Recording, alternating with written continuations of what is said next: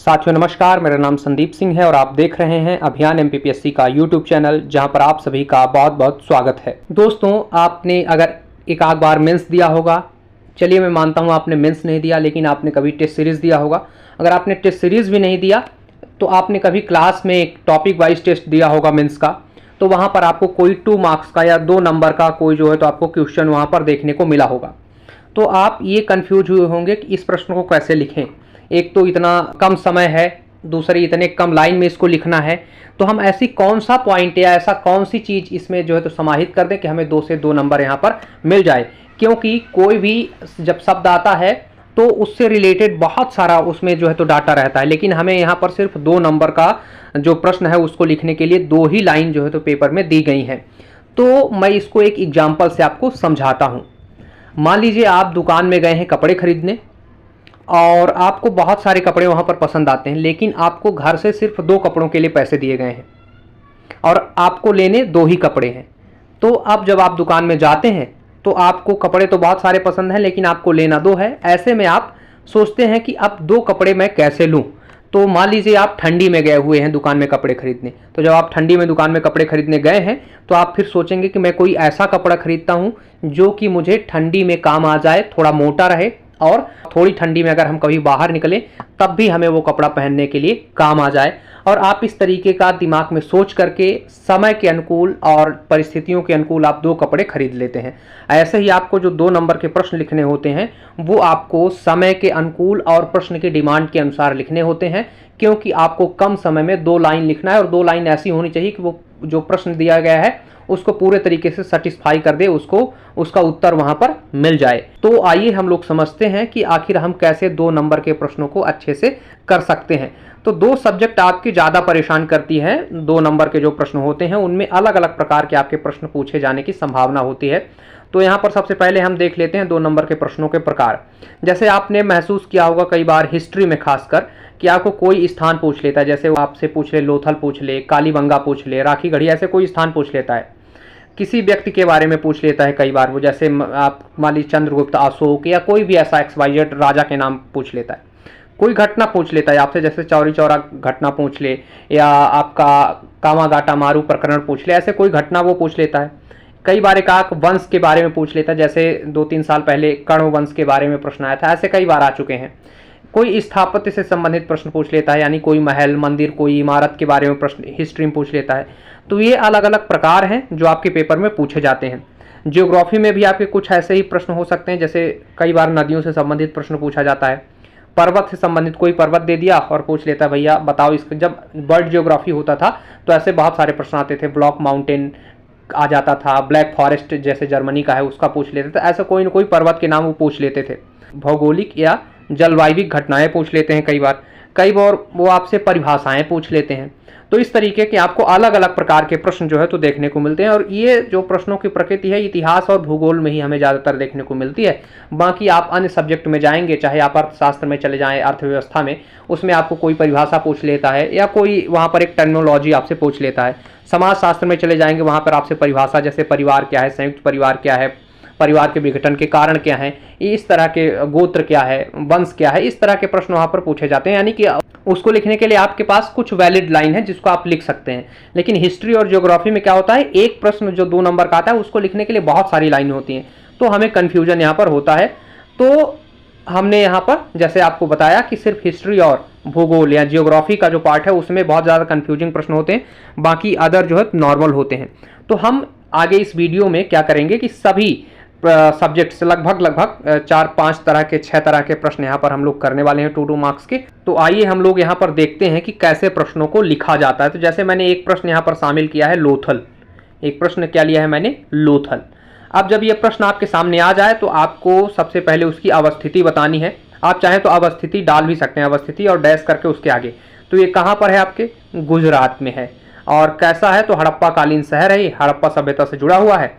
इसकी एक विशेषता लिख दीजिए, तो प्राचीनतम बंदरगाह के हमें यहाँ से साक्ष्य प्राप्त होते हैं। तो लोथल के बारे में मोटी मोटी जानकारी आपने यहाँ पर दे दी। से जो परीक्षा जो आपका चेक करने वाला है या मास्टर है वो यहाँ पर आपको नंबर दे देगा। 2 नंबर आपको 1-1 पॉइंट जो है। तो वैसे आपने यहाँ पे 3 पॉइंट लिखा है, गुजरात लिखा है, हड़प्पाकालीन शहर लिखा है, प्राचीनतम बंदरगाह का साक्ष्य लिखा है। यहाँ पर आपने 3 पॉइंट लिखे हैं तो आपको 2 नंबर वो आसानी से दे सकता है। तो हमें प्रश्नों को इस तरीके से फ्रेमिंग करना चाहिए और आपको पहले से ही प्रश्नों की फ्रेमिंग आपके दिमाग में होनी चाहिए। जब भी कोई स्थान आएगा उसकी अवस्थिति लिखना है और उसके बारे में कोई विशेष चीज हो वो आप लिख दीजिए, बाकी और कुछ भी लिखने की आवश्यकता नहीं है यहाँ पर।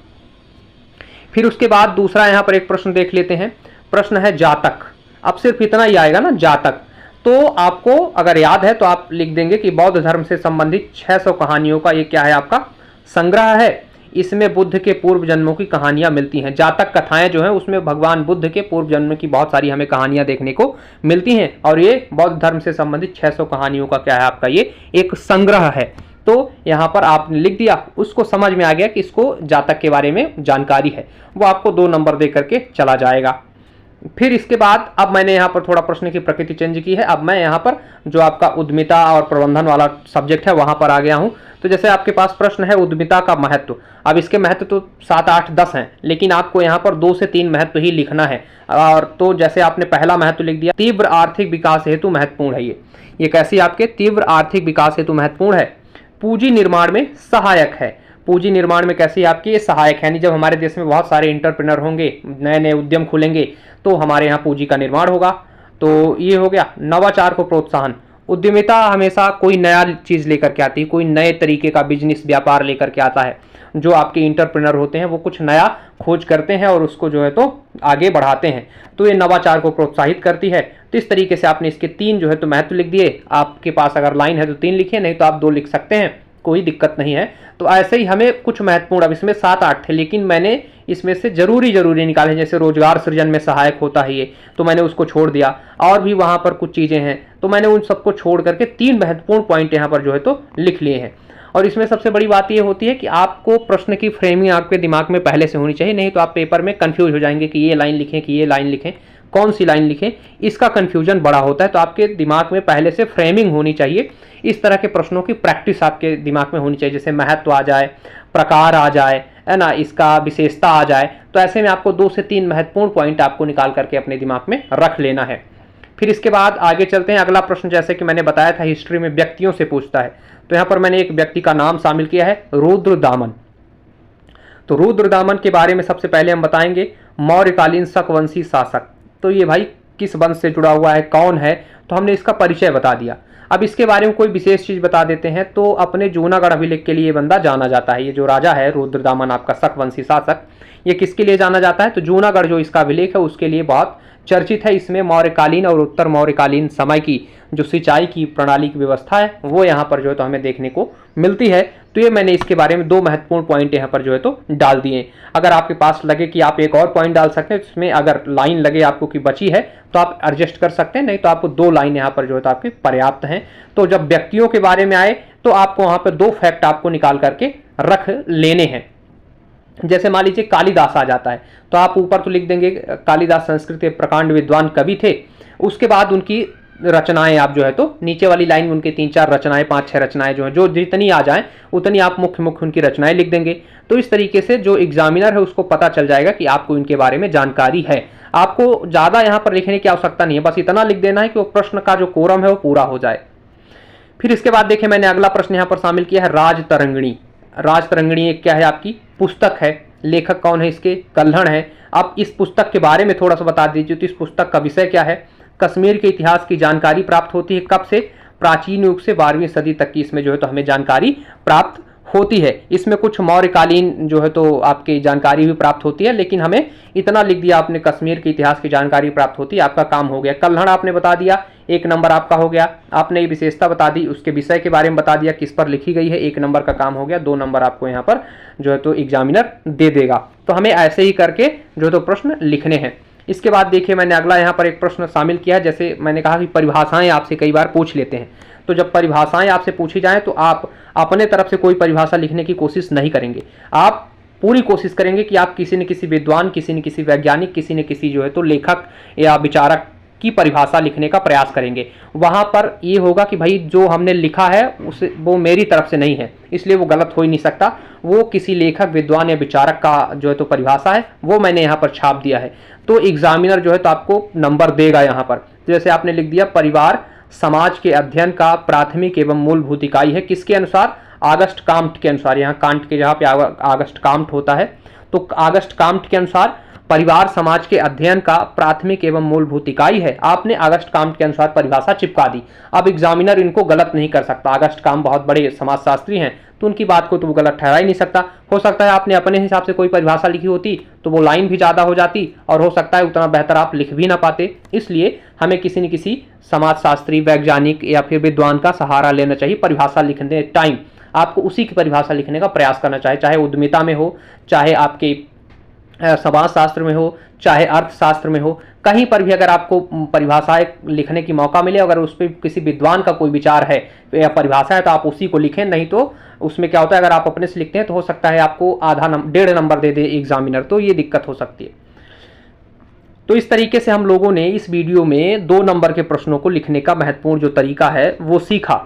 अगर आप चाहते हैं कि मैं 7 नंबर के प्रश्नों को लिखने का तरीका बताऊं तो आप सभी लोग हमें कमेंट बॉक्स में बताइए कि सर 7 नंबर के प्रश्नों के लिखने का तरीका भी हमें बताइए, क्योंकि यहाँ पर इसको PDF बनाने में ये और इसको जो है तो पूरा PPT बनाने में मेहनत लगता है। तो जब आप लोगों का अच्छा रिस्पॉन्स मिलेगा तभी मैं जो है तो आगे की PPT या PDF जो है तो बनाने का प्रयास करूंगा। और इसी तरीके के महत्वपूर्ण वीडियोज़ को देखने के लिए आप सभी लोग हमारे चैनल को सब्सक्राइब करें तथा बेल आइकन को क्लिक करें। धन्यवाद।